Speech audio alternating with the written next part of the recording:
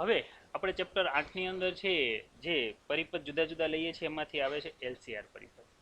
LCR પરિપથને આપણે કઈ રીતે બતાવશું તો કે છે એલસીઆર પરિપથને આપણે કંઈક આ રીતે બતાવીએ કે અહીંયા છે એલ એલ એટલે ઇન્ડક્ટર, સી એટલે કેપેસિટર અને આર એટલે અવરોધ, કંઈક અવિવાદ છે. અહીંયા છે તમે જોઈ શકો છો અહીંયા વોલ્ટેજ લાગુ પાડશું આપણે વી બરાબર વીએમ સાઇન ઓમેગા ટી. યાદ રાખીએ એ કે આપણે અહીંયા છે જે આપણે હવે અહીંયા મેળવવું છે, જેમ કે અહીંયા છે ઇન્ડક્ટર છે એટલે આપણે એલ વડે દર્શાવીએ છીએ, સી વડે દર્શાવીએ છીએ અને આર વડે દર્શાવીએ છીએ. ઇન્ડક્ટરના બે છેડા વચ્ચેના વોલ્ટેજને છે આપણે વીએલ કહેશું, કેપેસિટરના બે છેડા વચ્ચેના વોલ્ટેજને વીસી કહેશું અને અવરોધના બે છેડા વચ્ચેના વોલ્ટેજને આપણે વી આર સાઇન વડે બતાવશું. હવે આજે આપણે અત્યારે બતાવીએ છીએ, સમજૂતી આપીએ છીએ. હવે જે અત્યારે આપણે અહીં સમજૂતી આપીએ છીએ આ સમજૂતી પ્રમાણે જો આપણે આગળ વધીએ બરાબર, તો એનો અર્થ એવો થયો કે પરિણામી વોલ્ટેજ કોના બરાબર થાય, તો પરિણામી વોલ્ટેજ છે આ દરેક જે આપણે બે છેડા વચ્ચેના વોલ્ટેજ મળે છે એના સરવાળા બરાબર થાય. તો આખે આખું જો સમીકરણ લખવું હોય તો હું આ રીતે લખી શકું, વીએલ વત્તા વીસી વત્તા વીઆર બરાબર શું આવે, વી આવે. હવે આ જે છે એ સમીકરણ નંબર 1 આપી દઈએ. હવે ઇન્ડક્ટરના બે છેડા વચ્ચેના વોલ્ટેજની વાત છે, તો આપણને ખબર છે ઇન્ડક્ટર એટલે કે એલ બરાબર. હવે એના બે છેડા વચ્ચેના વોલ્ટેજ લઈએ તો આપણને ખબર છે સૂત્ર શું થાય, એલ ડીઆઈ બાય ડીટી. આપણે ટૂંકમાં અહીંયા છે વીએલ ની જગ્યાએ અત્યાર સુધી ઈ લખતા. આ જ રીતે જો હું કેપેસિટર લખું તો કેપેસિટરના બે છેડા વચ્ચેના વોલ્ટેજ શું થાય, તો આપણને ખબર છે ક્યુ બાય સી. અને જો હું અવરોધ લઉં તો અવરોધના બે છેડા વચ્ચેના વોલ્ટેજ લઉં તો વી બરાબર આઈઆર સૂત્ર થાય, એટલે શું લખાશે આઈઆર. તો જે સમીકરણ નંબર આપણને 1 મળે છે, સમીકરણ 1 ને હવે કઈ રીતે લખી શકશું તો કે એલ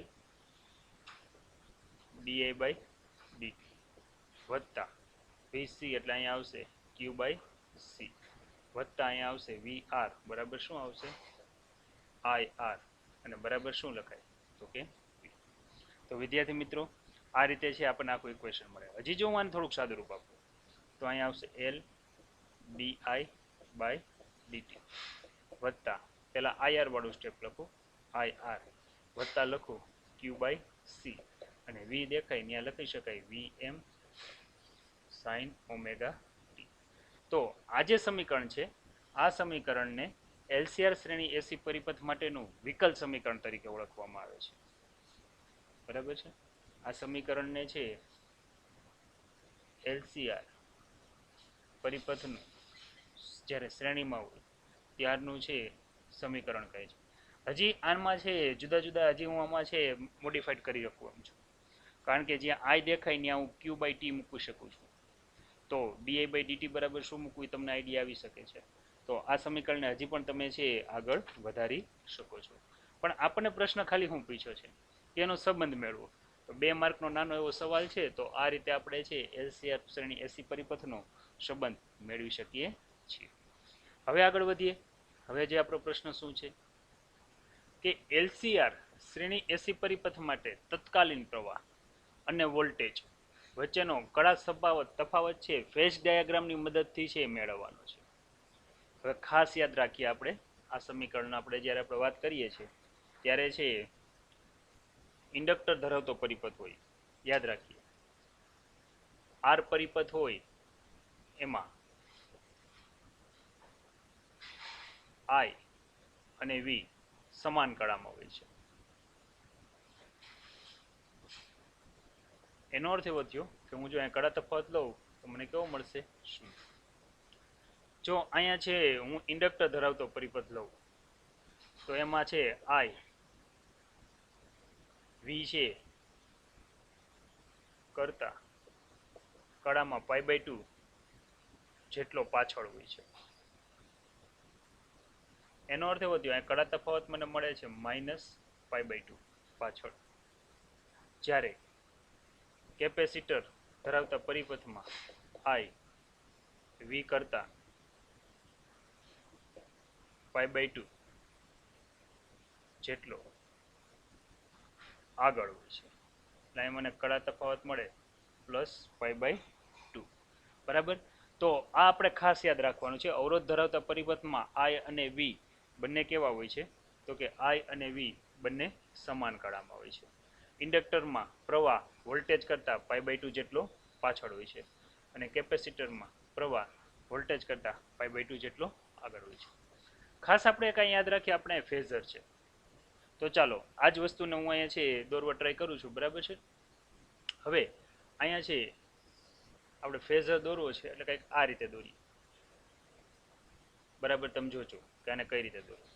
પહેલાં તો મારે શું કરાય? તો કે મારે અહીંયા છે V અને I ના ફેઝર દોરવા છે. એનો અર્થ એવો થયો કે LCR પરિપથમાં ત્રણેયમાં વહેતો પ્રવાહ તો સમાન જ હોય. જે અહીંથી પ્રવાહ પસાર થશે I, એ ત્રણેય પરિપથમાં એક સરખો જ થશે. એનો અર્થ એવો થયો કે જેટલો ઇન્ડક્ટરમાંથી એટલો જ કેપેસિટરમાંથી ને એટલો જ અવરોધમાંથી પ્રવાહ પસાર થાય. જો આ રીતે પરિસ્થિતિ હોય તો મારે આઈને પહેલાં ફિક્સ કરી દેવાય. ચાલો હું અહીંયા છે આઈને છે ફિક્સ કરી દઉં છું. બરાબર. આ જે છે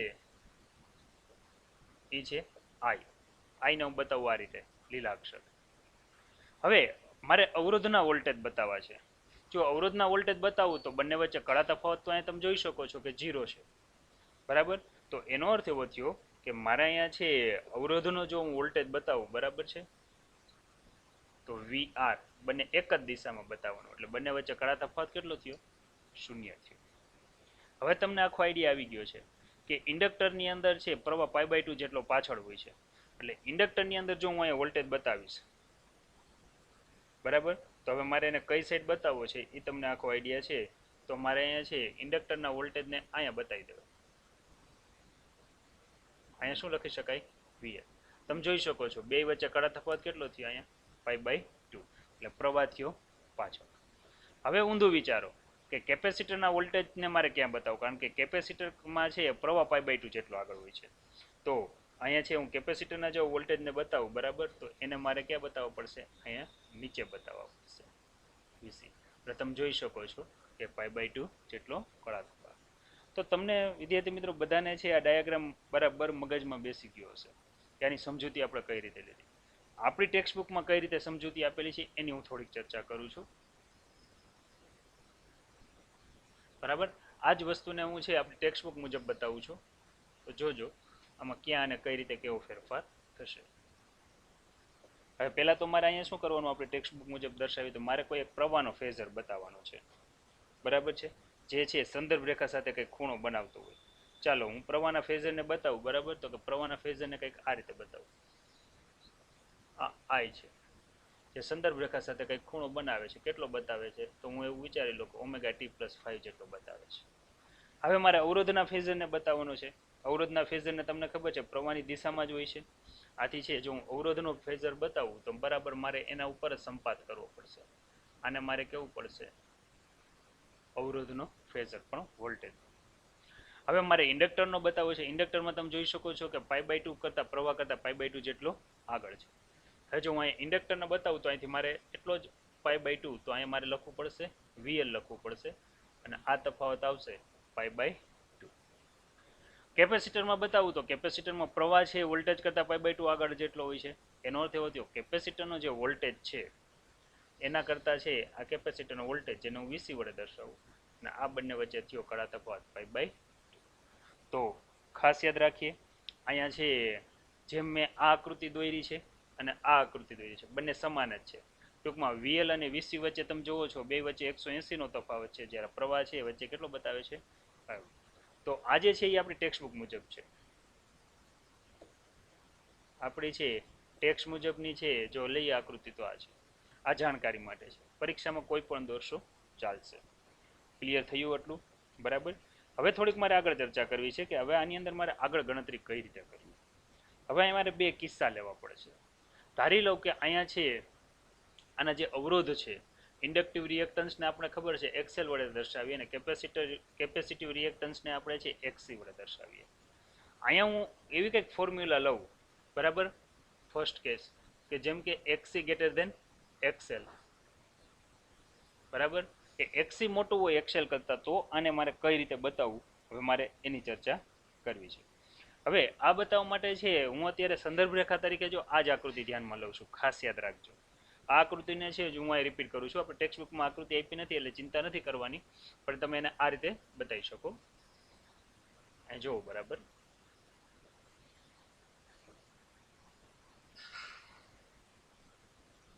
આ રીતે છે. હવે આ જે છે એ પ્રવાહ છે, સાથે સાથે આની ઉપર છે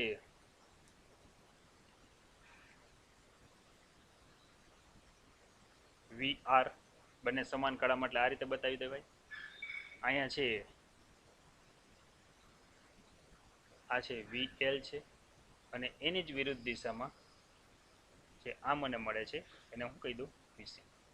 પણ એ કન્ડિશન આ છે કે અહીંયા એક્સેલ મોટું છે, કોના એક્સેલ નાનું છે જ્યારે એક્સી મોટું છે. એનો અર્થ એવો થયો કે મારે અહીંયા શું કરવું પડશે, તો કે ઉપર જે તમને આ દેખાય છે આને મારે છે એક્સી માંથી બાદ કરવું પડશે. જો એટલો ભાગ હું એક્સી માંથી બાદ કરું તો અહીંયા સુધીનો વધે છે, બરાબર. જોવો તમે, બરાબર છે.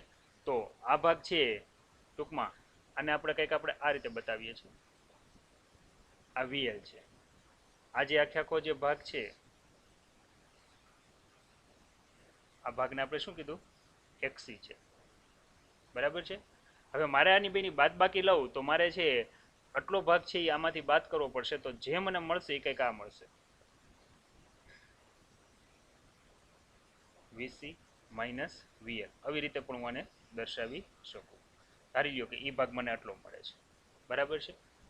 અહીંયા છે વીઓ શબ્દ લઉં તો હવે જે મને પરિણામી વોલ્ટેજ મળ્યો એ કંઈક જો આ મળ્યો. ટૂંકમાં ઉપરમાંથી મેં છે એટલો ભાગ છે થોડોક અહીંયા છે એ બાદ કર્યો છે. થોડુંક આપણે ઉપર બતાવીએ કે અહીંયા સુધી બતાવી દઈએ ચાલો, બરાબર. એટલે છે બાદ બાકી બરાબર સરખી દેખાય.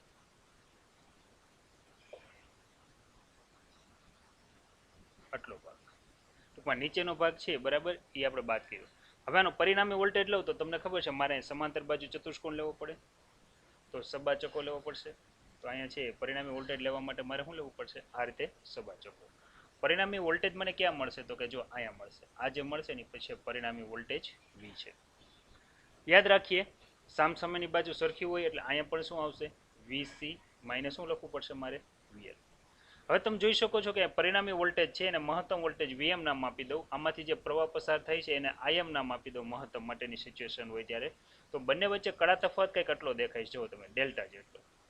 તો અહીંયા તમે એવું કહી શકો કે અહીંયા પ્રવાહ છે એ વોલ્ટેજ કરતાં, તમે જુઓ આ વોલ્ટેજ છે, વોલ્ટેજ કરતાં પ્રવાહ છે એ 5 એટલે કે ડેલ્ટા, અથવા તો હું 5 વડે પણ બતાવી શકું, અથવા તો અહીંયા છે હું ડેલ્ટા સાઇન વડે પણ લઈ શકું કે ડેલ્ટા જેટલો આગળ છે.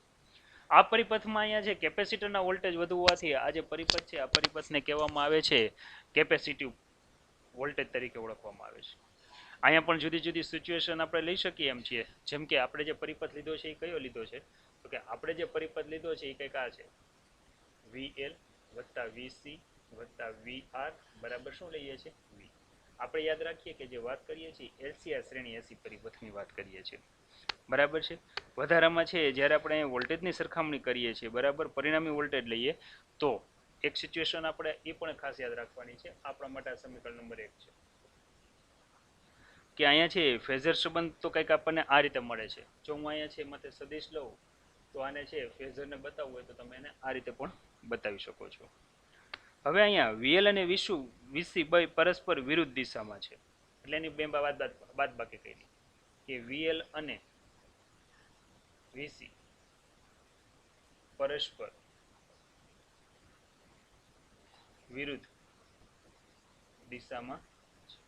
તેથી અહીંયા છે મેં પરિણામી વોલ્ટેજ વીસી માઇનસ વીએલ આવું કંઈક લીધું છે. યાદ રાખીએ કે અહીંયા આપણને જે આના વોલ્ટેજ મળે છે, બરાબર છે, બેની બાદ બાકીના વોલ્ટેજ, એનું કંઈક નામ આપી દઉં, બરાબર. તો કે આના જે વોલ્ટેજ છે એ વોલ્ટેજને આપણે દર્શાવીએ અહીંયા આ સદિશ સ્વરૂપે છે. જ્યારે એનું અદિશ મૂલ્ય લઈએ ત્યારે વીસીએમ માઇનસ વીએલએમ. એમનો અર્થ એવો થયો મેક્સિમમ, બરાબર, મહત્તમ, એવું આપણે છે અહીંયા દર્શાવી શકીએ. તો આજે મેં વોલ્ટેજ બતાવ્યા છે, આ વોલ્ટેજને હું અહીંયા છે એમ સાઇન વડે દર્શાવવું હોય, બરાબર, તો આને છે હું એમ સાઇન વડે પણ દર્શાવી શકું છું. કાંઈ વાંધો નહીં. ચાલો પાયથાગોરસનો નિયમ પ્રમાણે વિચારીએ. કે આ ઓ છે, આ પી છે, આ ક્યુ છે, આ આર છે, બરાબર. આવી રીતે હવે હું એ ત્રિકોણ લઉં છું OPQ. OPQ જો ત્રિકોણ લઉં બરાબર, તો કે કર્ણનો વર્ગ બાકીની બે બાજુના વર્ગોના સરવાળા બરાબર. ખાસ આપણે એક યાદ રાખવાનું છે કે આજે આપણને છે એ ઓલરેડી કેટલું મળ્યું છે, આર. તો હવે છે લઈએ આકૃતિની ભૂમિતિ પરથી, બરાબર. આકૃતિની ભૂમિતિ પરથી લઈએ તો આપણને છે શું સિચ્યુએશન મળે છે એ લઈએ.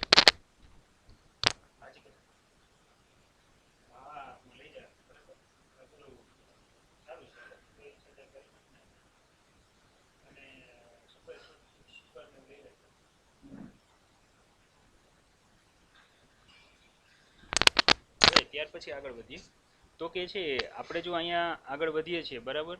તો હવે પાયથાગોરસ પ્રમાણે હાલીએ. ત્રિકોણ ઓ પી ક્યુ, કર્ણનો વર્ગ બાકીની બે બાજુના વર્ગોના સરવાળા બરાબર. એટલે OQ સ્ક્વેર બરાબર આપણે લખવું પડશે. OQ સ્ક્વેર બરાબર છે OP સ્ક્વેર વત્તા અહીંયા આવશે P થી Q નો વર્ગ. હવે તમે જોઈ શકો છો કે OQ એટલે મેક્સિમમ વોલ્ટેજ છે, તો મારે અહીંયા છે VM સ્ક્વેર લખવું પડે.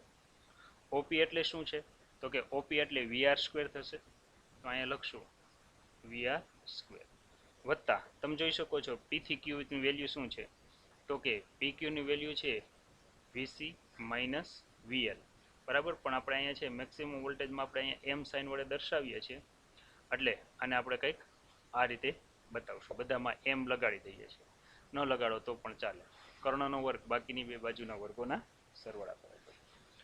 હવે આ જે સૂત્ર છે આ સૂત્રને છે આપણે હજી થોડુંક આગળ વધારીએ છીએ. જેમ કે હજી જો હું આગળ આનું સાદુરૂપ લઉં, બરાબર, તો કે આપણને ઓહમનો નિયમ આવડે છે. ઓહમનો નિયમ શું કહે છે, તો કે V બરાબર શું થાય, IR. તો એનો અર્થ એવો થયો અવરોધ વચ્ચેના વોલ્ટેજ હોય ત્યારે આવું સૂત્ર લખાય.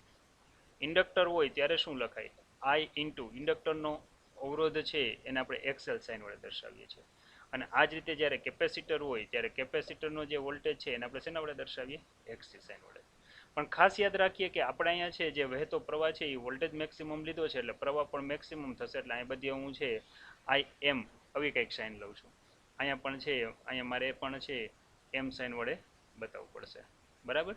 તો આ રીતે આપણે કંઈક બતાવી શકીએ. ચાલો કિંમત મૂકીએ, બરાબર. તો આપણે સાદુરૂપ શું મળે છે એની વાત કરીએ. તો આપણને જે કિંમત મળે છે કેમ છે બરાબર. હવે છે જો અહીં કિંમત મૂકીએ તો અહીંયા આવશે VM સ્ક્વેર બરાબર શું આવશે, તો કે બરાબર જો આપણે આખી વાત કરીએ છીએ અહીંયા, તો કે પહેલાં આપણે આ જે કિંમત મૂકીએ છીએ જસ્ટ ફોર જાણવું જે આપણે લીધું છે, તો અહીંયા શું આવશે IM સ્ક્વેર ઇન્ટુ શું આવશે R સ્ક્વેર વત્તા કાઉન્સમાં શું આવશે, તો કે આવશે IM ઇન્ટુ શું આવશે XC માઇનસ અહીંયા આવશે IM ઇન્ટુ શું આવશે XL અને ઉપર આવશે સ્ક્વેર, કંઈક આપણને આવી મળશે. IM છે એ કોમન નીકળે એમ છે, તો અહીંયા આવશે VM સ્ક્વેર બરાબર અહીંયા આવશે IM સ્ક્વેર કોમન નીકળશે. કાઉન્સમાં શું વધે, તો કે R સ્ક્વેર વધે વત્તા શું વધે, તો કે અહીંયા આવશે XC minus XL whole square, એવું કંઈક વધે છે. જો બરાબર છે અહીંયા છે આપણને ઓહમનો નિયમ લાગુ પડતો હોય V બરાબર IR એવું કંઈક સૂત્ર જોવા મળે છે. હવે હું અહીંયા IM ને ટાર્ગેટ કરું છું, બરાબર. તો કે અહીંયા છે IM સ્ક્વેર બરાબર શું આવશે VM સ્ક્વેર અને છેદમાં છે આખો આ સ્ટેપ છે એ આ બાજુ આમ નીચે આવશે, એટલે કે સ્ટેપમાં છેદમાં જશે. જો છેદમાં જશે તો આખા સ્ટેપને આવી રીતે લખાશે R સ્ક્વેર વત્તા અહીંયા આવશે XL minus XC whole square, આવું કંઈક સ્ટેપ લખાય છે. હવે આજે આપણે આખું આ જે સ્ટેપ લખાણું, બરાબર. જો હું આને વર્ગમૂળ કાઢું તો અહીંયા છે IM બરાબર અહીંયા આવશે VM અને છેદમાં અહીંયા આવશે R સ્ક્વેર વત્તા અહીંયા આવશે XL minus XC whole square અને અહીંયા શું આવશે √1/2, આવું કંઈક સ્ટેપ આવે છે. તો વિદ્યાર્થી મિત્રો આજે આપણને સમીકરણ મળે છે. આ સમીકરણ ફેઝર ડાયાગ્રામ સ્વરૂપે છે મહત્તમ પ્રવાહ, મહત્તમ વોલ્ટેજ અને પરિપથનો છે અવરોધનું સૂત્ર મળે છે. અહીંયા જે આપણને આજે પરિપથનો આજે મળે છે, બરાબર, આને કહેવાય છે પરિપથનો ઇમ્પિડન્સ, જેને Z સાઇન વડે પણ દર્શાવાય છે, ખાસ યાદ રાખજો. તો અહીંયા આવશે R સ્ક્વેર વત્તા અહીંયા આવશે XL minus XC whole square અને રેસ્ટ ટુ આ શેમાં આવ્યું, તો કે 1/2 માં આવ્યું. તો સમીકરણ 1 છે એને તમે આ રીતે પણ લખી શકો. સમીકરણ 1 ને આપણે દર્શાવીએ છીએ તો આને તમે આ રીતે પણ બતાવી શકો કે Im બરાબર અહીંયા આવશે Vm છેદમાં શું આવશે મોડ z. અહીં મોડ z છે એના આખા પરિપથનો અસરકારક અવરોધ કહેવાય છે. બરાબર. જ્યારે XL આવતું ત્યારે આપણે એને ઇન્ડક્ટરનો છે અસરકારક અવરોધ કીધો હતો, XC ને છે કેપેસિટરનો અસરકારક અવરોધ કીધો હતો, અને LCR પરિપથના છે અસરકારક અવરોધને છે પરિપથનો ઇમ્પિડન્સ પણ કહેવાય છે, યાદ રાખજો. અથવા એને ગુજરાતીમાં બોલશું અસરકારક અવરોધ, અથવા છે એને કહેવાય છે પરિપથનો છે ઇમ્પિડન્સ તરીકે પણ ઓળખવામાં આવે છે, જેનો એકમ ઓહમ છે, જે છે VI બરાબર V/R સ્વરૂપે આપણને જોવા મળે છે. બરાબર, એટલે કે આ થયો ઓહમનો નિયમ. હજી થોડીક આની છે હું તમને ખૂણા વિશે વાત કરી દઉં. તો એના માટે છે, જો આકૃતિ ટેક્સ્ટબુકમાં નથી, ખાસ યાદ રાખજો, જાણકારી માટે છે પણ બહુ અગત્યની છે. હવે તમે અહીંયા જો જુદા જુદા ખૂણા લ્યો, જેમ કે છે હું અહીંયા આગળ વિચારું, બરાબર, જો હું અહીંયા ત્રિકોણ OPQ માં tan θ લઉં તો થાય સામેની બાજુ છેદમાં પાસેની બાજુ. સામેની બાજુ PQ છે અને પાસેની બાજુ OP છે. તો એ આકૃતિ પરથી આપણે હાલીએ, આકૃતિ પરથી ત્રિકોણ OPQ માં જો હું અહીંયા tan φ લઉં તો એનો અર્થ એવો થયો સાબા છેદમાં પાબા. સાબા એટલે P થી Q, પાબા એટલે છે O. બરાબર, જો એની ગણતરી કરીએ તો OP છે ને. ઓકે, ચાલો કિંમત મૂકીએ તો અહીંયા આવશે tan φ. સામેની બાજુ એટલે આપણે અહીંયા ખબર છે, આપણે શું આવશે VC માઇનસ શું આવશે VL આવશે, અને છેદમાં શું આવશે તો કે VR આવશે. જો હું અહીંયા ખબર કિંમત મૂકું તો VC બરાબર આપણને ખબર છે V બરાબર IR, તો મારે અહીંયા XC મૂકવું પડશે, માઇનસ અહીંયા મારે મૂકવું પડશે I ઇન્ટુ શું મૂકવું પડશે XC.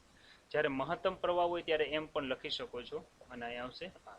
બધામાંથી R કોમન નીકળશે તો આપણને ખબર છે કે અહીંયા tan φ બરાબર શું કિંમત આવે, તો અહીંયા આવશે XC માઇનસ XL upon શું આવશે R. I નો લોપ થશે. તો આ રીતે તમારે છે જરૂરિયાત પ્રમાણે છે તમે sin θ, cos θ, tan θ લઈ અને તમે છે આનું સાદુરૂપ આપી શકો છો. બરાબર છે. તો વિદ્યાર્થી મિત્રો, અગત્યનો ટોપિક હતો, પહેલેથી રિવિઝન કરી નાખીએ. પ્રશ્ન શું છે? LCR શ્રેણી એસી પરિપથ માટે તત્કાલીન પ્રવાહ, એટલે કે જેને આપણે IM સાઇન વડે દર્શાવ્યું, અને વોલ્ટેજ કે જેને કીધું VM વચ્ચેનો સંબંધ ફેઝર ડાયાગ્રામની મદદથી મેળવો. આપણને આઈડિયા હોવો જોઈએ, અવરોધમાં કડા તફાવત 0 હોય છે, ઇન્ડક્ટરમાં પ્રવાહ π/2 જેટલો પાછળ હોય છે, અને કેપેસિટરમાં પ્રવાહ π/2 જેટલો આગળ હોય છે. જો આ પ્રમાણે આપણે છે ગણતરી કરીને હાલીએ તો મેં તમને એક જાણકારી માટેની આકૃતિ બતાવી છે, અને એક આકૃતિ આ ટેક્સ્ટબુક મુજબની છે, આપણે મુજબની છે. આપણે છે જસ્ટ ફોર જાણ માટેની છે આકૃતિ દોરશું તો એમાં માર્કે કપાશે નહીં. અહીંયા છે તમને મેં ફેઝર બતાવ્યા, અહીંયા અલગ અલગ કન્ડિશન આપેલી હોય છે. આપણી ચોપડીમાં આ કન્ડિશન આપેલી છે કે કેપેસિટરના વોલ્ટેજ વધુ લ્યો કોના કરતાં, ઇન્ડક્ટર કરતાં, એટલે મારે નીચે બાદબાકી કરવી પડી. હવે આનાથી ઊંધારો વિચારો કે ઊંધું હોત તો આ ગ્રાફ જેમ નીચે આવ્યો છે એમ ક્યાં આવત, ઉપર. તો એનો અર્થ એવો થયો LCR પરિપથમાં જ્યારે છે કેપેસિટર વધુ હોય ત્યારે હંમેશા છે પ્રવાહ છે એ આગળ જ હોય. કેપેસિટરમાં હંમેશા પ્રવાહ આગળ હોય. કેટલો આગળ છે તો કે અહીંયા ડેલ્ટા જેટલો, ખાસ યાદ રાખજો, અથવા તો 5 જેટલો. પછી મેં અહીંયા શું કર્યું તો કે અહીંયા તમને ખબર છે કે જો આ VL છે, VC મોટું છે, તો VL ને VC માં બાદ કરો તો આટલું વધે. પછી મેં અહીંયા છે એનો પરિણામી વોલ્ટેજ VM લીધો અને આખી ગણતરી કરેલી છે. આખી ગણતરી કરીને જો આપણે અહીં સાદુરૂપ લઈએ, બરાબર છે, તો સાદુરૂપ છે ત્રિકોણ આપણે પાયથાગોરસનો પ્રમેય લીધો અને અહીંયા બધી મેં વેલ્યુ મૂકેલી છે. આ જો વેલ્યુ મૂકીને આગળ વધીએ આપણે તો આપણને કંઈક આવું સૂત્ર મળે છે. આ નીચેનું જે સૂત્ર છે એને LCR શ્રેણી એસી પરિપથનો અસરકારક અવરોધ એટલે કે ઇમ્પિડન્સ કહેવાય, જેને મોડ Z સાઇન વડે દર્શાવાય છે. ત્યારબાદ આગળ વધીએ તો કે છે જેને અસરકારક અવરોધ અથવા ઇમ્પિડન્સ તરીકે ઓળખવામાં આવે છે. આમાં જ જો હું tan θ લઉં તો મને છે અહીંયા ફાઈને સૂત્રનો કરતા બનાવીને હું જ્યારે દાખલા ગણીશ ત્યારે આગળ આની ગણતરી કરી શકું છું. હવે આપણને એમ કીધું છે કે XC greater than XL અને XC less than XL માટેના ફેઝર ડાયાગ્રામ દોરો. આ રીતના લાભ અને ગેરલાભ સમજાવો. હવે ડાયાગ્રામ દોરતા તમને આવડે છે, છતાંય તમને હું દોરતા શીખવાડું છું કે આને કઈ રીતે દોરાય, બરાબર છે. પહેલી કન્ડિશન તો મેં આ ગ્રાફ તો હજી હમણાં જ દોર્યો, છતાંય આપણે લઈએ પહેલામાં XC ગ્રેટર દેન શું આવશે XL. તમારે શું કરવાનું તો કે પહેલાં તો છે પ્રવાહનો ફેઝર ગમે ત્યાં બતાવી દેવાય. જેમ કે હું પ્રવાહના ફેઝરને બતાવું છું. આ છે પ્રવાહ I. અવરોધ ધરાવતો હવે છે વોલ્ટેજ બતાવવાનો, અવરોધ ધરાવતા વોલ્ટેજને બતાવવું છે તો અહીંયા કહી દેવાનું આ VR. હવે આપણને ખબર છે કે ઇન્ડક્ટર માટેનો વોલ્ટેજ ક્યાં હોય તો કે ઉપર હોય છે, તો કે આ જે છે બતાવી દો, આને કહી દો VL. કેપેસિટરના ક્યાં હોય તો કે એની વિરુદ્ધ દિશામાં હોય, તો કે આને બતાવી દો VC. કન્ડિશન છે C મોટો છે L કરતાં, બાદબાકી કરવી પડશે. બાદબાકી કરીને તમને જે મળે છે બરાબર, આ ધારી લો પરિણામ વેલ્યુ આટલી મળે છે, તો અહીંયા લખી નાખવાનું VC માઇનસ શું લખી નાખવાનું VL. હવે તમારે શું કરવાનું તો કે સમાંતર બાજુ ચતુષ્કોણની રીત, પરિણામી સદિશ લેવો છે તો કે આ થયો પરિણામી સદિશ, જેને શું કહેવાય V.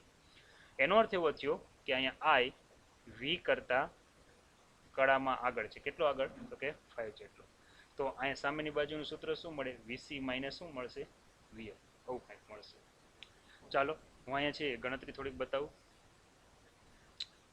જેમ કે જુઓ આ 0, આ π/2, આ π, 3π/2 અને 2π કંઈક આવું છે. ચાલો હવે પહેલાં તો હું અહીંયા વોલ્ટેજને બતાવી દઉં, બરાબર. તો મારે વોલ્ટેજને કઈ રીતે બતાવાય તો કે વોલ્ટેજ છે એ તો રેગ્યુલર છે સાઇન વિધેય અનુસાર કંઈક આ રીતે હાલે છે.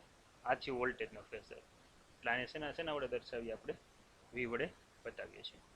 હવે ખાસ યાદ રાખો અહીંયા પ્રવાહ આગળ છે, વોલ્ટેજ પાછળ છે. હવે પ્રવાહને મારે બતાવવો છે, બરાબર. તો પ્રવાહને મારે આગળથી બતાવવો પડશે. જો આ ગ્રાફ દોરતા શીખી જાજો. હવે આ 0 થી ચાલુ થાય છે, તો હું પ્રવાહને જો અહીંથી બતાવું, ખ્યાલ આવ્યો કે નહીં?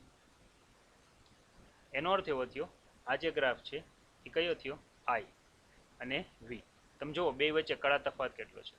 હવે જો હું આને કોઈ એક વેલ્યુ લઈને આપણે જેમ આપણે પહેલાની ગણતરી પ્રમાણે બતાવતા હતા તે પ્રમાણે બતાવું, ધારી લ્યો કે અહીંથી હું છે આના આમ લંબ દોરું છું, તો આ જે છે ઓમેગા ટી પ્લસ 5 જેટલો જો અહીંયા ખૂણો બનતો હોય, તો હવે આના મારે વોલ્ટેજને બતાવો હોય તો કઈ રીતે બતાવાય? નીચે જગ્યા નથી એટલે અહીં ઉપર બતાવું છું, તમે જોજો બરાબર. અહીંયા તો અહીંયા V આ બાજુ આવશે, તો કે V આ બાજુ. એનું મહત્તમ મૂલ્ય છે હંમેશા સાઇન ઘટક લેવાનું, એટલે અહીંયા લખવાનું મારે VM સાઇન ઓમેગા ટી, આટલું બતાવવાનું. પણ પ્રવાહનો ફેઝર જો તમે દોરવા બેસો, બરાબર, તો કે પ્રવાહનો ફેઝર છે એ આ બાજુ આવશે. જો એનો અર્થ એવો થયો કે પ્રવાહનો આ તો જે ખૂણો છે એ ઓમેગા ટી જેટલો તો છે જ, બરાબર. આ V સદિશ VM છે. હવે એના કરતાં પ્રવાહ છે, બરાબર, અહીંયા હું એને IM વડે દર્શાવું છું. તો આ બંને વચ્ચે જે મને ખૂણો મળ્યો, બરાબર, એ કેટલો મળ્યો 5, અને ટોટલ ખૂણો લઉં તો કેટલો મળે ઓમેગા ટી પ્લસ 5. હવે જો હું આનો ફેઝર બતાવું, બરાબર, તો અહીં પાસેની બાજુ પ્રમાણે તો મારે અહીંયા લખવું પડશે IM સાઇન, અને મારે અહીં લખવું પડશે ઓમેગા ટી પ્લસ શું લખવું પડશે 5. ખ્યાલ આવ્યો કે ન આવ્યો? તો એનો અર્થ એવો થયો કે આપણને જે અહીંયા કંઈ વેલ્યુ મળે છે V અને I વચ્ચેનો જે કળા તફાવત હું એમ કહું, અથવા તો જો હું મને અહીંયા બતાવું જો કે I V કરતાં 5 જેટલો શું થયો આગળ છે. તો આને આ રીતે સમજૂતી લઈ શકાય. જ્યારે પરિપથમાં જે કેપેસિટર આગળ હોય ત્યારે છે તમે જોઈ શકો છો કે અહીંયા 5 છે એ ઋણ મળે છે, તમને માઇનસ મળે છે. આ પરિપથને છે આ પરિપથની અંદર આપણે છે પ્રવાહ આગળ છે, સોરી, એટલે કે આ પરિપથ અહીંયા છે E5 છે ધન છે, તેથી પરિપથમાં છે આખો પરિપથ છે કેપેસિટિવ બને છે તેમ કહેવાય. હવે આપણે ઊંધું વિચારીએ, એટલે બીજી કન્ડિશન લઈએ. જો બીજી કન્ડિશન લઈએ તો કેવી સિચ્યુએશન જોવા મળે છે એની વાત કરીએ છીએ. ચાલો આ I. હવે જો અહીંયા છે હું જુદા જુદા ગ્રાફ લઉં છું, બરાબર, તો કે અહીંયા શું આવશે VR આવશે. VL ક્યાં આવશે તો કે આ છે VL છે. VC ક્યાં આવશે તો કે આ VC નીચે આવશે. કન્ડિશન શું છે એ તમને ખબર છે, XC નાનો છે ત્યારે XL મોટો છે. તો મારે નાના ઘટકમાંથી મોટો ઘટક બાદ કરવો પડશે, એટલે બાદ કરું, ધારી લ્યો કે આમાં આટલો બાદ કરું, મને અહીંથી આ જે ઘટક મળશે એ શું આવશે VL માઇનસ VC એવું મળશે. હવે જો હું આનો છે આખે આખો ગ્રાફ લઉં છું તો મને ગ્રાફ કંઈક એવો મળશે. જો પરિણામી વોલ્ટેજ થયો આ, જેને આપણે વીએમ વડે દર્શાવ્યું. એનો અર્થ એવો થયો કે જ્યારે આ પ્રકારની પરિસ્થિતિ હોય, અથવા તો હું એમ કહી શકું કે એક્સેલ મોટો હોય એક્સી કરતા, એક્સેલ એક્સી કરતા મોટો હોય, તમે જોઈ શકો છો કે અહીંયા છે પ્રવાહ પાછળ થયો, વોલ્ટેજ આગળ થયો, બંને વચ્ચે ડિફરન્સ કેટલો થયો? 5 જેટલો થયો. ત્યારે આ કન્ડિશનમાં જે આપણને જે પરિપથ મળશે, બરાબર, એ આખે આખો મળશે ઇન્ડક્ટિવ પરિપથ આપણને મળશે. અગાઉ જ્યારે આપણે છે કેપેસિટર લીધું, એમાં આપણે ચોખ્ખું કીધું હતું કે પ્રવાહ છે π/2 જેટલો આગળ છે, ઇન્ડક્ટરની અંદર છે પ્રવાહ છે π/2 જેટલો પાછળ છે. અવરોધ ધરાવતા પરિપથની અંદર છે બેયના વચ્ચેનો કડા તફાવત 0 મળે છે. એટલે આ વેલ્યુ ફિક્સ હતી. અહીંયા વેલ્યુ ફિક્સ નથી. જો ફાઈનું મૂલ્ય કંઈ ચોક્કસ હોતું નથી. એટલે કે આ પ્રકારના જે પરિપથ છે એના મોટા ભાગના છે ગેરફાયદા શું છે? આનો આપણે કંઈ ગ્રાફ દોરવાનો નથી, બરાબર. તો કે આનું મૂલ્ય છે સમય સાથે સતત બદલાતું હોય છે, એટલે કે અહીંયા છે કોઈ ચોક્કસ મૂલ્ય આપણને મળતું નથી, બરાબર. તો આપણો પ્રશ્ન શું છે પહેલાં રિપીટ કરીએ. એક્સેલ ગ્રેટર દેન એક્સી માટેનો ગ્રાફ દોરો. તમને આ ગ્રાફ સમજાયો. એક્સી લેસ દેન એક્સેલ માટે ફેઝર ડાયાગ્રામ દોરો. એટલે માત્ર ફેઝર જ કીધું છે, એટલે આપણે જો અહીં ફેઝર દોર્યો. આ શું દોર્યું છે? ફેઝર. અને તેમના લાભ અને ગેરલાભ સમજાવો. ગેરલાભ એ છે કે આ પ્રકારના પરિપથમાં છે અહીંયા છે આપણા કડા તફાવતનું મૂલ્ય કંઈ ચોક્કસ મળતું નથી. જ્યારે છે યાદચ્છિક મળે છે, સમય સાથે સતત બદલાતું જતું મળે છે. જ્યારે આપણે જો વાત કરીએ, બરાબર, તો કે છે બીજા પરિપથની, જેમ કે છે માત્ર ઇન્ડક્ટર હોય, કેપેસિટર હોય, એની અંદર છે આપણે વોલ્ટેજ કે પ્રવાહનું મૂલ્ય કેવું મળે છે? એકદમ ચોક્કસ મળે છે. તો આ બંને વચ્ચેનો છે લાભ ગેરલાભ થાય. આપણી ચોપડીમાં આવો ડાયાગ્રામ આપ્યો છે, પણ આ ડાયાગ્રામમાં તમે વિદ્યાર્થી મિત્રો આ ન દોરતા. હું જેટલું કહું ને એટલું કાઢતા જજો. જો અહીંયા આ વી અને પ્રવાહ તમે જોઈ શકો છો, જો અહીંથી ચાલુ થઈ છે, એટલે બે વચ્ચે જો તમે જોઈ શકો છો પ્રવાહ વોલ્ટેજ કરતાં 5 જેટલો આગળ છે. જો અહીંયા 5 જેટલો શું બતાવ્યો છે? આગળ. અને આ રીતે બતાવી શકાય. આ ગ્રાફ છે એ આપણે અત્યારે દોરવાનો છે નહીં. શું કામ? કારણ કે દોરાશે જો આ રીતે, એમાં ભૂલ છે. જો આ રીતે દોરાશે. જો તમારે દોરવો હોય તો તમે આ રીતે એને દોરી શકો છો. તો વિદ્યાર્થી મિત્રો, આપણે આ જે ચેપ્ટર છે, આ ચેપ્ટરની અંદર જે અમુક ટોપિક છે, આ ટોપિક છે થોડાક લેન્થવાળા છે, પણ તમે આરોવાર કરતા જાજો. હજી મારે એક નવો ટોપિક ચાલુ કરવો છે, પણ એના માટે મારે પૂરેપૂરી 1 કલાક જોશે. એટલે 15 મિનિટનો આપણે આગળ સમય વધ્યો છે. તો આપણે અત્યારે છે એ ટોપિકની પણ કંઈક દાખલા કે એવું કંઈક છે આપણે ગણતરી કરવી હોય તો કરી શકીએ એમ છીએ. એટલે હવે હું તમને એકાદું છે ઉદાહરણ કે એવું કંઈક ગણાવું, બરાબર છે.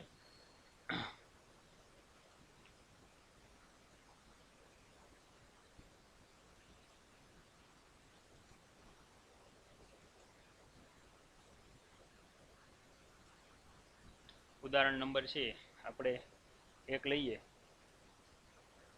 જોઈએ 7.1 ઉદાહરણ નંબર ચેપ્ટર 7 શું છે જો. હવે આમાં આપણને ચોખ્ખું કીધું છે કે 220 વોલ્ટનો સપ્લાય છે,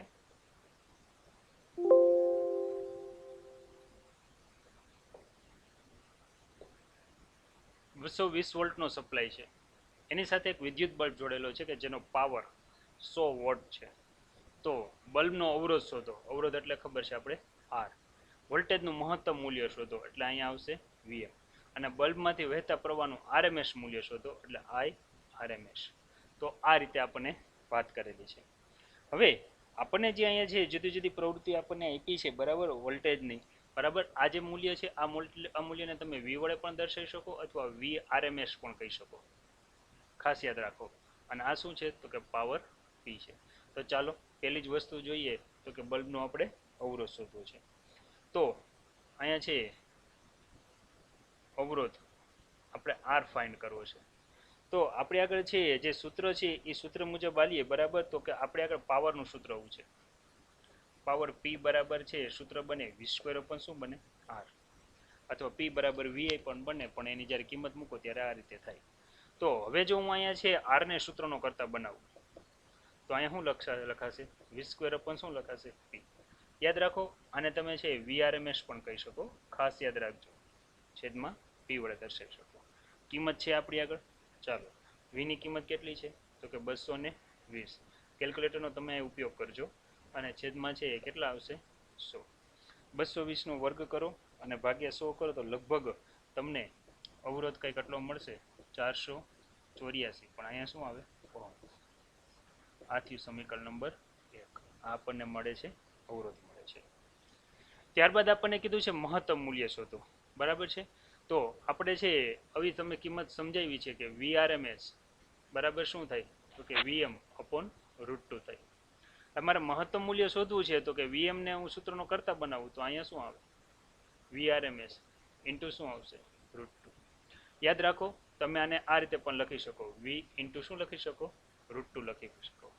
તો અહીંયા છે VM RMS આપણને મૂલ્ય આપેલું છે 220 અને √2 ની કિંમત આપણને ખબર છે 1.41.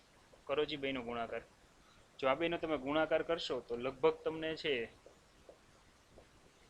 આની નજીક મૂલ્ય મળશે. એનો અર્થ એવો થયો આપણા ઘરમાં જે વોલ્ટેજ આવે છે બરાબર એ સરેરાશ વોલ્ટેજ આવે છે જે છે 220 વોલ્ટ. એનું તમે જો મેક્સિમમ મૂલ્ય માપો તો કંઈક તમને છે આ સમીકરણ જેટલું મળે છે. લાસ્ટ ટાઈમ ત્રીજું આપણે પ્રવાહનું RMS મૂલ્ય કીધું છે મળી શકે એમ છે બરાબર છે. ત્રીજી વસ્તુ પ્રવાહનું RMS મૂલ્ય. જો પ્રવાહનું RMS મૂલ્ય લેવું હોય બરાબર તો આપણને સૂત્ર આવડે છે P = VI. આ સૂત્રને તમને ખબર છે આપણે આ રીતે પણ લખી શકીએ VRMS ઇન્ટુ શું લખી શકો IRMS. તો મારે અહીંયા IRMS ને શું બનાવાય સૂત્રનો કરતા તો P ના છેદમાં શું આવશે VRMS. આ રીતે મને કંઈક વેલ્યુ મળશે. હવે P એટલે આપણને ખબર છે 110 આપેલું છે અને આ કેટલું આપેલું છે 220 આપેલું છે બરાબર. જો સાદુરૂપ લઈએ બરાબર તો અહીંયા છે છેદમાં કેટલા આવશે 2 એટલે લગભગ છે 1/2 સમથિંગ આપણને સોરી મારી અહીં ભૂલ છે પાવર અહીંયા 100 છે તો અહીંયા 1/2 નહીં આવે વેલ્યુ બરાબર છે 1/2 વેલ્યુ નહીં આવે પણ જો એની આપણે કિંમત લેશું તો લગભગ આપણને છે બેનો ભાગાકાર કરશું તો 0.45 એમ્પિયર મળશે. તો વિદ્યાર્થી મિત્રો આ રીતે છે સરળતાથી છે આપણે જે આ પ્રકારના દાખલા છે બરાબર આને નંબર આપી દઈએ સમીકરણ નંબર 3. 3 માર્કનો દાખલો એકદમ સરળતાથી આપણે ગણી શકીએ છીએ. ત્યારબાદ છે આગળ વધીએ હજી એકાદો દાખલો લઈ લઈએ બરાબર છે. જેમ કે બીજો દાખલો ગણવો હોય તો પણ આપણે ગણી શકીએ એમ છીએ. અહીંયા આપણને શું વેલ્યુ આપેલી છે એના ઉપરથી આગળ વધીએ. જેમ કે તમે જુઓ કે 25 મિલી હેનરીનો એક શુદ્ધ ઇન્ડક્ટર છે. ઇન્ડક્ટર એટલે L 25 મિલી હેનરી એટલે અહીંયા આવશે L બરાબર આવશે 25 ગુણ્યા 10⁻³ હેનરી આવું કંઈક છે. 220 વોલ્ટના સપ્લાય સાથે જોડેલ છે એટલે આપણે અહીંયા જે V આપેલું છે એ કેટલું આપેલું છે 220 વોલ્ટ આપેલું છે. વધારામાં એની આવૃત્તિ આપેલી છે જે કંઈ આપણને આવૃત્તિ આપેલી છે એ છે 50 હર્ટ્ઝ. હવે જો આપણે અહીંયા આવૃત્તિ લઈએ f નો દર્શાવે તો આવૃત્તિને આવી ન્યૂ સાઇન વડે પણ દર્શાવાય જે આપેલી છે 50 હર્ટ્ઝ. તો ઇન્ડક્ટિવ રિએક્ટન્સને આપણને ખબર છે શેના વડે દર્શાવાય XL અને પરિપથનો છે RMS પ્રવાહ એટલે આપણે અહીંયા છે IRMS આ બંને વસ્તુ ગોતવાની છે. જો આ બંને વસ્તુ આપણે ગોતવાની હોય તો આરામથી ગોતી શકીએ એમ છીએ બરાબર. પહેલા તો આપણે શું ગોતી લેવાય ઇન્ડક્ટિવ રિએક્ટન્સ ગોતી લેવાય બરાબર. અહીં લખીએ પરિપથનો ઇન્ડક્ટિવ રિએક્ટન્સ બરાબર જેને આપણે છે XL વડે દર્શાવીએ. XL એટલે આપણને ખબર છે ઓમેગા L થાય. ઓમેગા L એટલે આપણને ખબર છે 2πfL થાય. ચાલો કેલ્સી હાથમાં રાખો 2 ગુણ્યા 3.14 આવૃત્તિ આપણને f આપેલી છે 50 અને L નું મૂલ્ય આપેલું છે 25 ગુણ્યા 10⁻³ લગાડો કેલ્સી. ચાલો કેલ્સી લગાડીને જવાબ બોલો શું આવશે. જો આ પ્રમાણે ગુણાકાર કરીને જવાબ લેશો અને પોઈન્ટ કાપશો તો લગભગ છે 7.85 મળશે અને ઇન્ડક્ટિવ છે રિએક્ટન્સ જેનો એકમ ઓહમ છે. તો આ રીતે વિદ્યાર્થી મિત્રો આપણે છે અહીંયા છે ગણતરી કરી શકીએ. હજી આપણે પ્રવાહ શોધવો છે. પ્રવાહને પણ સરળતાથી ગોતી શકીએ એમ છીએ. RMS પ્રવાહ તો આપણે સૂત્ર આવડે છે IRMS બરાબર VRMS અને છેદમાં અવરોધ તરીકે શું છે એક્સેલ છે. હવે ઓલરેડી આપણને છે વી એટલે કે વીઆરએમએસ તમને આપેલો છે, આપણે આગલા દાખલામાં પણ ચર્ચા કરેલી 220. અહીં કિંમત મૂકો 220 છેદમાં આ કેટલું મળ્યું તો કે 7 પોઈન્ટ આપણને કેટલું મળ્યું છે 85 મળ્યું છે. કરો બેની ગણતરી. જો બેની ગણતરી કરશો તો લગભગ પરિપથમાંથી વહેતો પ્રવાહ કે જેને રૂટ મીન સ્ક્વેર પ્રવાહ કહીએ છીએ એ કંઈક આપણને આટલો મળશે. તો વિદ્યાર્થી મિત્રો એકદમ સરળ દાખલા છે, સરળતાથી ગણી શકાય એમ છે, બરાબર છે. ત્યારબાદ છે પછીનો દાખલો લઈએ 7.3 કે એક બલ્બ કેપેસિટર સાથે શ્રેણીમાં જોડાયેલો છે. કેપેસિટરનું કેપેસિટન્સ ઘટાડવા માટે એસી અને ડીસી જોડાણ માટે તમારા અવલોકનની ધારણા લખો એવું કીધું છે. હવે તમારે છે આખો આજે આનું જે જવાબ છે થિયરિકલ આપવાનો છે. હું તમને આનું હોમવર્કમાં છે આ ઉદાહરણનું છે જવાબ આપીશ, ખાસ યાદ રાખજો, બરાબર છે. હવે જો આનો છે જવાબ તમારે વાંચીને વિચારવાનું છે કે આનો જવાબ કઈ રીતે આવે છે. એટલે છે આ હોમવર્કમાં છે, આનું આખું લખાણ હું તમને હારે આપી દઈશ, બરાબર છે. માત્ર 5 લીટી લખવાની છે ને આપણે આ સૂત્રનો ઉપયોગ કરવાનો છે. ખાસ યાદ રાખજો કે કેપેસિટિવ રિએક્ટન્સ XC શું થશે 1/ωc. આ મુજબ ગણવાનું રહેશે. ત્યાર પછીનો એક દાખલો લઈએ જે છે 7.4. એકદમ ઇઝી છે. જો અહીંયા વોલ્ટેજ આપ્યો છે V, અને આપણે છે RMS વોલ્ટેજ પણ કહીએ. કેટલા છે 250 વોલ્ટ. આવૃત્તિ આપેલી છે F અથવા એને ન્યૂ સાઇન વડે દર્શાવો તો કેટલી આવશે 50 હર્ટ્ઝ. સાથે કેપેસિટર જોડેલું છે, કેટલાનું જોડેલું છે તો કે 15 માઇક્રો ફેરાડે. એટલે અહીંયા આવશે 15 ગુણ્યા 10⁻6 ફેરાડે, આવું કંઈક છે. પરિપથને કેપેસિટિવ રિએક્ટન્સ અને છે પ્રવાહનું મૂલ્ય શોધો. કેપેસિટિવ રિએક્ટન્સ એટલે XC એટલે આપણે ખબર છે 1/ωc જે ફાઇન્ડ કરવાનું છે. પ્રવાહનું મૂલ્ય શોધવાનું છે IRMS, બરાબર. આ પણ હોમવર્કમાં દેવાય એવું છે, આગળના દાખલા જેવો જ છે. હવે આવૃત્તિને બમણી કરવામાં આવે તો કેપેસિટિવ રિએક્ટન્સ અને પ્રવાહ આ બંનેમાં શું ફેરફાર થશે એની એક ચર્ચા કરવાની છે. કાંઈ વાંધો નહીં, પહેલાં આપણે છે XC મેળવી લઈએ. કેપેસિટિવ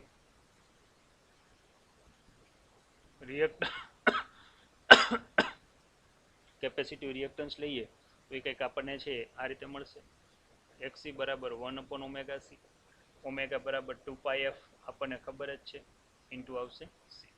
મૂકો કિંમત 2 ગુણ્યા છે પાઈ એટલે 3.14, કેલ્સી હાથમાં રાખજો. F જે ઓલરેડી આપણને આપેલું છે 50 હર્ટ્ઝ, બરાબર, અને C કે જેની વેલ્યુ આપણને આપેલી છે 15 ગુણ્યા 10⁻6. ચાલો સાદુરૂપ આપો. જો આ પ્રકારે સાદુરૂપ લ્યો, બરાબર, તો XC ની વેલ્યુ કેટલી આવે છે નક્કી કરો. આ પ્રકારે સાદુરૂપ લઈએ તો XC લગભગ તમને છે 212 ઓહમ સમથિંગ જેટલું મળશે. આને કહી દો ઇક્વેશન નંબર 1. વધારેમાં તમને શું કીધું છે તો કે છે પ્રવાહ શોધવાનો છે. કાંઈ વાંધો નહીં, આપણે સૂત્ર આવડે છે IRMS, બરાબર. અહીંયા આવશે VRMS અને છેદમાં છે અવરોધ એટલે શું આવે X. વોલ્ટેજ આપણને 250. એક વિદ્યાર્થી મિત્રોને રકમમાં ભૂલ હોય એવું લાગે છે, ખાસ યાદ રાખીએ. અહીંયા 250 છે કે 220 છે? 250 ને પણ લગભગ 220 હોવા જોઈએ, કારણ કે જવાબ તો જ આવે છે. આ થોડોક ચેન્જ કરજો, અહીંયા રકમ સુધારજો. તો અહીંયા મારે મૂકવો પડશે 220. XC મને કેટલું મળ્યું છે 212. તો જુઓ જી RMS પ્રવાહ કેટલો મળે છે, તો IRMS પ્રવાહ હું લઉં તો લગભગ મને છે 1.04 એમ્પિયર મળે છે. આ જવાબ ત્યારે જ આવે કે જ્યારે હું 250ની જગ્યાએ 220 લઈને દાખલો ગણું તો. હવે મને એવું કીધું છે કે મહત્તમ પ્રવાહ શોધવાનો છે. જો મારે મહત્તમ પ્રવાહ શોધવો હોય, બરાબર, તો મને એ સૂત્ર આવડે છે IRMS બરાબર છે IM ઉપર શું થાય √2. ધેન IM બરાબર શું થાય √2 ઇન્ટુ IRMS. √2 એટલે કેટલા થાય 1.41. IRMS એટલે આપણને કેટલી વેલ્યુ મળેલી છે, લગભગ આપણને 1.04 જેટલી મળી છે. જો આ બેનો ગુણાકાર કરું તો ગુણાકાર છે 1. આટલો લગભગ મળે છે. તો અહીંયા મને શું મળ્યું, આ મહત્તમ પ્રવાહ મળ્યો. હવે આપણને એમ કીધું છે કે ઉદ્ગમની આવૃત્તિ બમણી કરવામાં આવે તો શું ફેરફાર થાય. તો તમે જોવો આ સૂત્ર. હવે આ જે છે આખે આખું આ સૂત્રને હું ધ્યાનમાં લઈને દાખલો ગણું, બરાબર. તો હવે અહીંયા આપણે આગળ વધીએ, બરાબર છે. જો XC બરાબર 1/ωc બરાબર 1/2πfc. હવે તમે જો આવૃત્તિ બમણી કરીએ તો XC છે ને અડધું થઈ જશે. શું થઈ જશે? અડધું. કારણ કે બે વ્યસ્ત ચલનમાં છે. અથવા તો હું આને આ રીતે લખી શકું